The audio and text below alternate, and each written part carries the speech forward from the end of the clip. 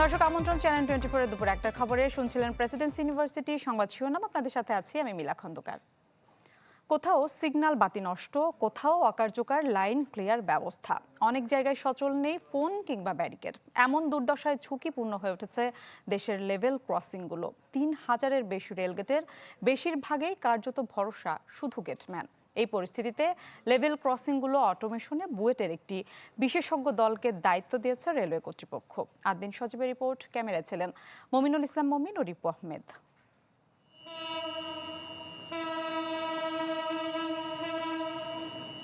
রেলের নষ্ট সিগন্যাল বাতিতে এখন পাখির বাসা।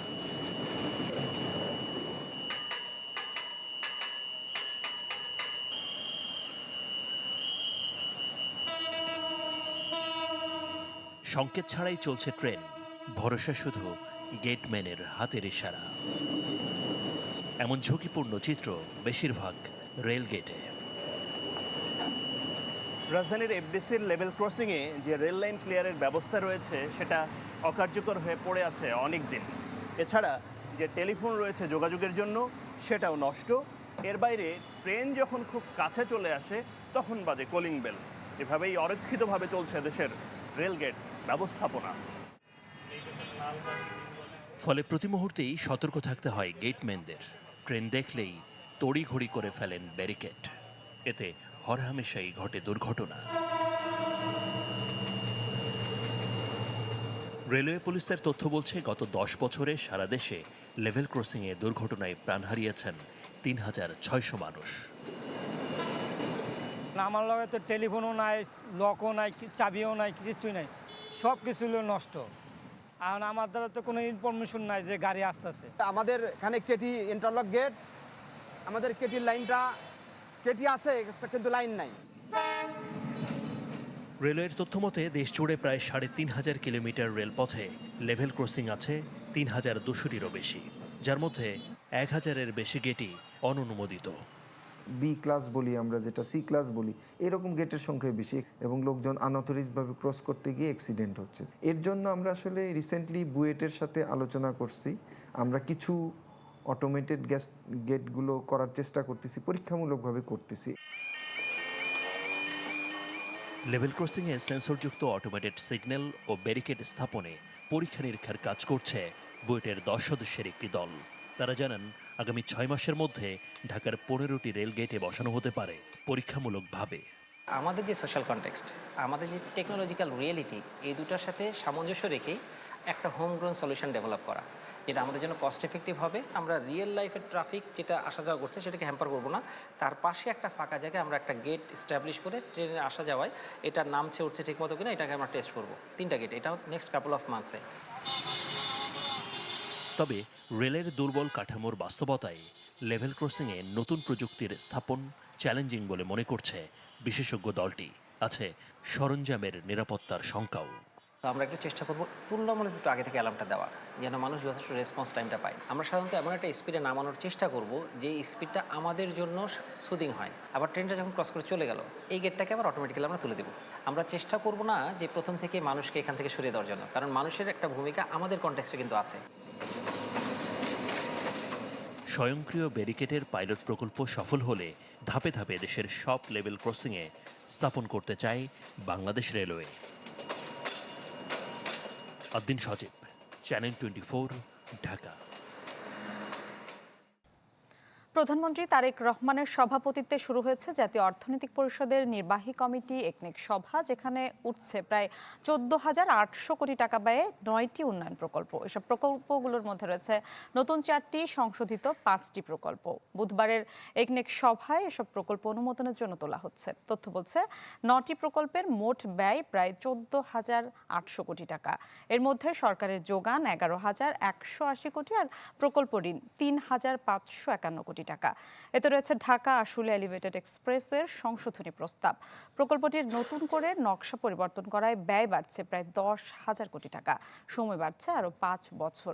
এছাড়া এমপিদের ব্যবস্থাপনায় গ্রামীণ অবকাঠামো উন্নয়নের প্রকল্পের অনুমোদনও দেয়া হচ্ছে এদিনের সভায়।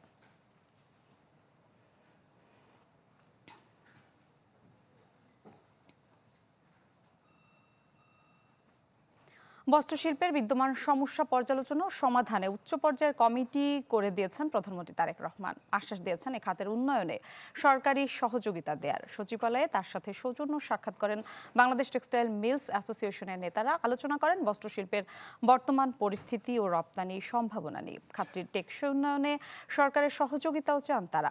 আন্তর্জাতিক বাজারে প্রতিযোগিতা সক্ষমতা বাড়াতে নীতিগত সহায়তার বিষয়ে দৃষ্টি আকর্ষণ করেন সরকার প্রধানের।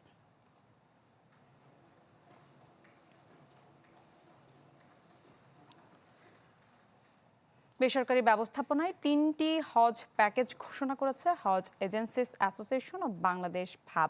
রাজধানীর একটি হোটেলের সংবাদ সম্মেলনে প্যাকেজ ঘোষণা দেওয়া হয়। বিশেষ, সাধারণ ও সাশ্রয়ী এই 3 ক্যাটাগরির প্যাকেজে প্রশিক্ষণ, খাবার, কোরবানি এবং বাংলাদেশ ও সৌদি আরবের যাবতীয় সেবার খরচ অন্তর্ভুক্ত রাখা হয়েছে।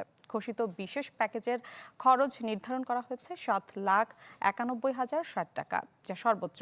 সাধারণ প্যাকেজের খরচ 5,95,580 টাকা এবং সাশ্রয়ী প্যাকেজে 5,13,545 টাকা। বিশেষ হজ প্যাকেজ 7,91,060 টাকা। হজ প্যাকেজ 2 নম্বর যেটা সাধারণ, সর্বমোট মূল্য হচ্ছে 5,95,580 টাকা। সাশ্রয়ী মূল্য যে একটা প্যাকেজ সরকারের সাথে আমরা তাল মিলে করেছি, সেটার সর্বমোট মূল্য হচ্ছে 5,13,545 টাকা। চট্টগ্রামে 25 বছর আগে ফাইলবন্দি হয়ে পড়া সাবেক রাষ্ট্রপতি জিয়াউর রহমানের হত্যা মামলাটি আবারও আলোচনায়। হত্যায় অভিযুক্তদের একজন মেজর মোজাফফর গ্রেপ্তারের পর দাবি উঠেছে মামলাটি পুনরুজ্জীবিত করার। সিনিয়র আইনজীবীদের মতে বেসামরিক সম্পৃক্ততা জানতে নতুন তদন্ত দরকার, তবে নির্দেশনা পেলে মামলাটি পুনরুজ্জীবিত করার পদক্ষেপ নেওয়ার কথা বলছেন সরকারি কৌঁসুলি। 1981 সালে 30 মে সাবেক রাষ্ট্রপতি জিয়াউর রহমান হত্যার একদিন পর চট্টগ্রামের কোতোয়ালি থানায় দায়ের করা হয়েছিল একটি হত্যা মামলা, যাতে আসামি করা হয় 10 সেনা কর্মকর্তাকে, যার অন্যতম সদ্য গ্রেপ্তার হওয়া মেজর মোজাফফর হোসেন। নথি অনুযায়ী মামলাটির তদন্তে সবশেষ দায়িত্বে ছিল সিআইডি, যারা তদন্ত শেষ করতে আদালতের কাছ থেকে সময় নিয়েছিল 173 বার। তবে ঘটনার সময় সার্কিট হাউসে অবস্থান করা অনেককে বারবার ডাকা হলেও সাক্ষ্য দিতে আসেননি, এমন মত দিয়ে 2001 সালের 12 সেপ্টেম্বর চূড়ান্ত প্রতিবেদন দেন তদন্ত কর্মকর্তা, যা আদালত গ্রহণ করে 24 অক্টোবর। সাবেক সামরিক কর্মকর্তা সহ বিভিন্ন জনের লেখায় উঠে এসেছে কতিপয় বিপদগামী সেনার হাতে প্রাণ হারিয়েছিলেন তৎকালীন রাষ্ট্রপতি। তবে এর পেছনে বেসামরিক সম্পৃক্ততাও কখনো উড়িয়ে দেওয়া হয়নি। সিনিয়র আইনজীবীরা মনে করেন, সামরিক আদালতে ঘটনাটির বিচার হলেও দেশি বিদেশি ষড়যন্ত্র বা বেসামরিক সম্পৃক্ততা উদ্ঘাটনে মামলাটি পুনরুজ্জীবিত করে দরকার সমন্বিত তদন্ত।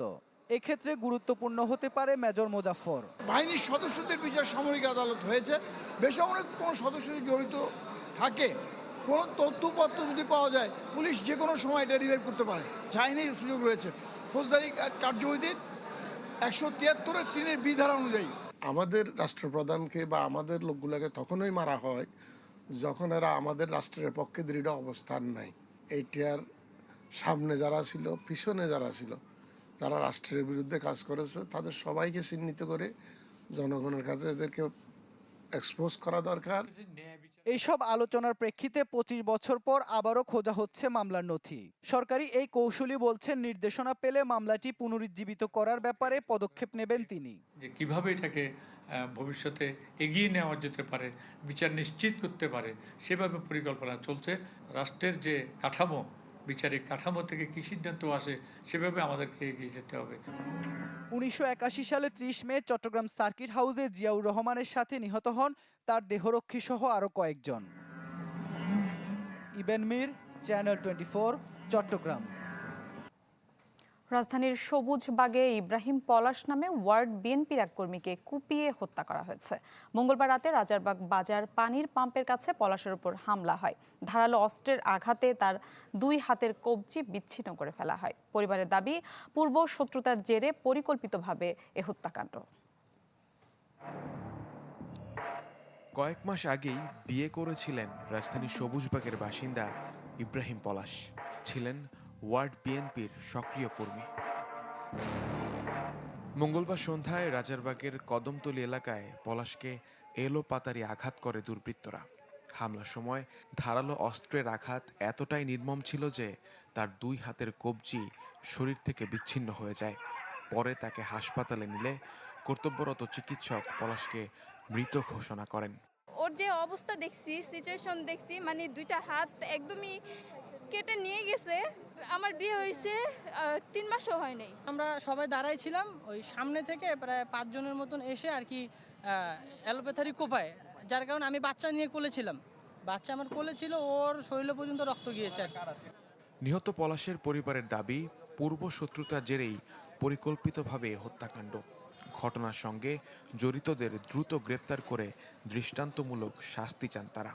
পূর্ব পরিকল্পনা তো অবশ্যই ছিল, কিন্তু অন্য কেউ মারতে পারে, সেটা হতে পারে রাজনৈতিক কোনো কারণেও মারতে পারে, বা এই মোবাইল চুরির ঘটনাতেও মারতে পারে, বা অনেক শত্রু তো থাকতেই পারে। ও বিএমপি করতো, ওর শত্রু ছিল অনেক শত্রু। যেখানে মারছে এখানে তো ফুটেজ আছে, আপনারা দেখেন ওই ফুটেজে কি হয়েছে, কি করছে। আজকে শুনছি যে সন্ধ্যার সময় একটা মোবাইল নিয়ে বলে বিচার। এই বিচার ওরে কে ডাকলো, কি বিচার, আসলে কি হয়েছে, কে চালাকি করে নিয়ে ওরে মারছে। হত্যাকাণ্ডের কারণ ও অপরাধীদের দ্রুত গ্রেপ্তারে সিসিটিভি ফুটেজ বিশ্লেষণ সহ অভিযান অব্যাহত রেখেছে পুলিশ। যারা জড়িত আছে তাদেরকে গ্রেপ্তার ইতিমধ্যে টিম বাইরে আছে। কিছু তথ্য আমাদের কাছে আছে, তদন্তের স্বার্থে এই মুহূর্তে নাম বলছি না। আমরা আশা করছি যে খুব শীঘ্রই যারা যারা এই ঘটনায় জড়িত আছে তাদেরকে গ্রেপ্তার করতে পারবো। এ ঘটনায় সবুজবাগ থানায় পলাশের বড় বোন বাদী হয়ে হত্যা মামলা দায়ের করে। মুহাজির হক, চ্যানেল 24, ঢাকা। সিলেটে গেল 24 ঘন্টায় হাম উপসর্গে আরো 2 শিশুর মৃত্যু হয়েছে। সকালে তথ্য নিশ্চিত করে বিভাগীয় স্বাস্থ্য বিভাগ। মারা যাওয়া শিশু আরাধ্যা ও Tayaba Sylhet MAG Osmani medical college হাসপাতালে চিকিৎসাধীন ছিল। দুজনেরই বয়স 5 মাস। এ নিয়ে সিলেট বিভাগে হামের উপসর্গে মৃতের সংখ্যা বেড়ে দাঁড়িয়েছে 107 জনে। এছাড়া এই রোগে আক্রান্ত হয়ে বিভাগের বিভিন্ন হাসপাতালে চিকিৎসাধীন রয়েছেন 227 জন। এদিকে হাম উপসর্গে খুলনাতেও এক শিশুর মৃত্যু হয়েছে।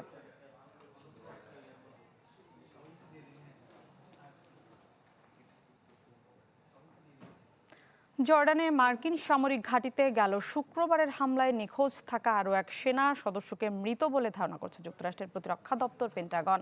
এর ফলে যুদ্ধ শুরুর পর থেকে নিহত মার্কিন সেনা সদস্যের সংখ্যা বেড়ে দাঁড়ালো 18 জনে। এদিকে টানা 11তম রাতের মতো ইরানে হামলা চালিয়েছে যুক্তরাষ্ট্র। ইরানের রাষ্ট্রীয় গণমাধ্যমের দাবি, বুশেহের তাবরিজ ও চাবাহার সহ কুর্দিস্তান ও ইলাম প্রদেশে বিস্ফোরণের ঘটনা ঘটেছে। অন্যদিকে ইরান দাবি করছে তারা কুয়েতের ক্যাম্প দোহায় মার্কিন সামরিক স্থাপনায় পাল্টা হামলা চালিয়েছে। মার্কিন পররাষ্ট্রমন্ত্রী মার্কো রুবিও বলেছেন, ওয়াশিংটন এখনও ইরানের সাথে আলোচনায় বসতে প্রস্তুত, তবে তার অভিযোগ তেহরান আলোচনার বিষয়ে আন্তরিক নয়। এদিকে মধ্যপ্রাচ্যের উত্তেজনার প্রভাবে আন্তর্জাতিক বাজারে অপরিশোধিত তেলের দাম ফের বেড়েছে। ব্যারেল প্রতি 92 মার্কিন ডলারে বিক্রি হচ্ছে তেল।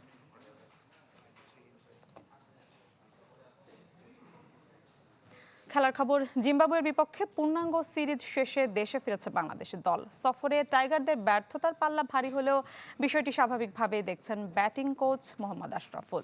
সদ্য শেষ হওয়া সিরিজের অভিজ্ঞতা বিশ্বকাপে কাজে লাগাতে চাই বাংলাদেশ। বিশ্বকাপ ফুটবলের উন্মাদনায় আড়ালে পড়েছিল বাংলাদেশ দলের জিম্বাবুয়ে সফর। ব্যর্থতার পাল্লা ভারী করে দেশে ফিরেছে টাইগাররা। একমাত্র টেস্টে ইনিংস হারের পর অতি গুরুত্বপূর্ণ ওয়ানডে সিরিজও করেছে হাতছাড়া। টি-20 জিতলেও ভুলে যাওয়ার মতো এক সফর। ব্যাটিং কোচ অবশ্য স্বাভাবিকভাবেই দেখছেন। একটা দুইটা ম্যাচ আপনি হাত দিয়ে পারেন, কন্ডিশন ডিফারেন্ট কন্ডিশন, তো লাস্ট 7 মাস ধরে যে তারা এত ভালো ক্রিকেট খেলছে, সেই জায়গায় 1-2 ম্যাচ হারার পরে মরালি তো ডাউন হওয়ার কোনো কিছু নাই। তামিম অসাধারণ পারফরমেন্স করেছে, 3টা ওয়ানডে এবং 3টা টি-20-র মধ্যে প্রায় 4টা ব্যাক টু ব্যাক 50 করেছেন। তার ব্যাটিং দেখে বোঝা যাচ্ছিল যে কন্ডিশন সে চমৎকারভাবে অ্যাডজাস্ট করছেন। তো এটা একটা পজিটিভ দিক আমি মনে করি। ইয়াসির রাব্বি তার কামব্যাক সিরিজে চমৎকার খেলেছেন। জিম্বাবুয়ে পেসারদের বাউন্স সামলাতে হিমশিম খেয়েছে টাইগার ব্যাটাররা। প্রস্তুতি ম্যাচ না থাকায় নাকি কন্ডিশনের সাথে মানিয়ে নিতে সময় লেগেছে। এই অভিজ্ঞতা বিশ্বকাপে কাজে লাগানোর আশা। এক্সট্রা একটা যে বাউন্স, ওই বাউন্সটা আমরা অ্যাডজাস্ট করতে আমাদের একটু সময় লেগে গিয়েছে। প্রথম টেস্ট ম্যাচ তো আমরা আসলে ভালো করতে পারিনি।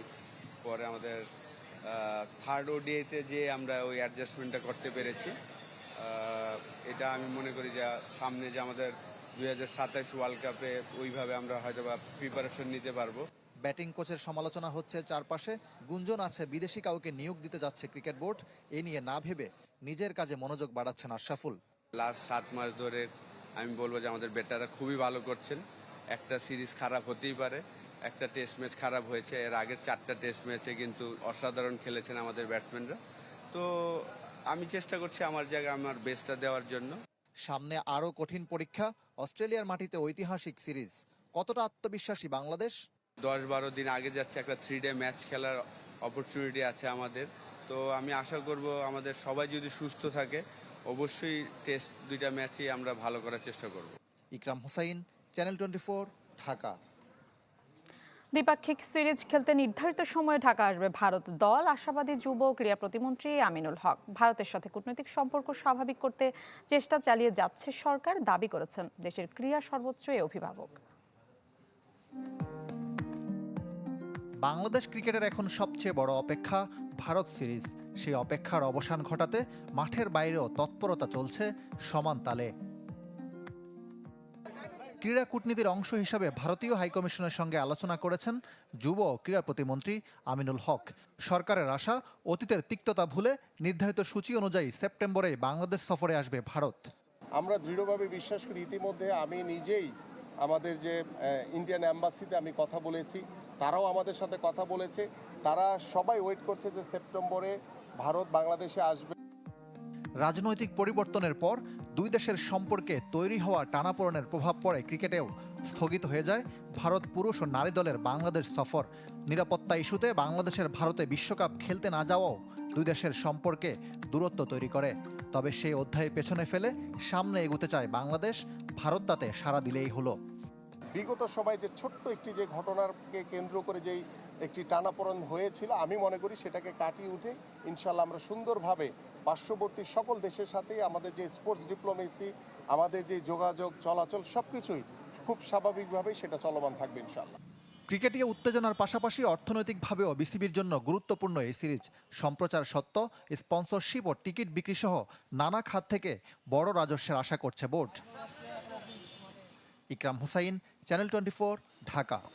দর্শক, এই ছিল দুপুর 1টার খবরে। এতক্ষণ সাথে থাকার জন্য ধন্যবাদ সবাইকে।